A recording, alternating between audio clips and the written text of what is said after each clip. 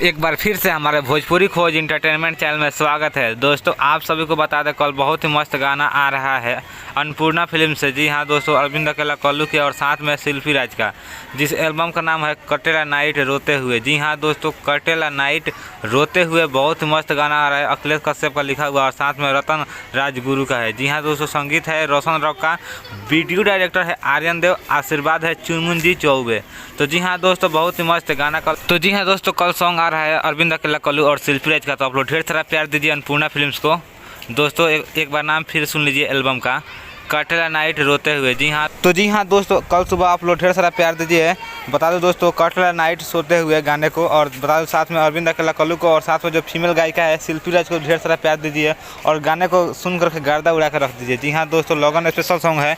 तो दोस्तों बहुत ही मस्त सॉन्ग है। तो अभी तक हमारे चैनल को सब्सक्राइब नहीं किया तो प्लीज़ चैनल को सब्सक्राइब कर दे। ऐसा ही अपडेट लेके आता रहता हूँ भोजपुरी से रिलेटेड। फिर मिलता हूँ नेक्स्ट वीडियो में कुछ नया अपडेट के साथ। Thank you all, love you, bye bye.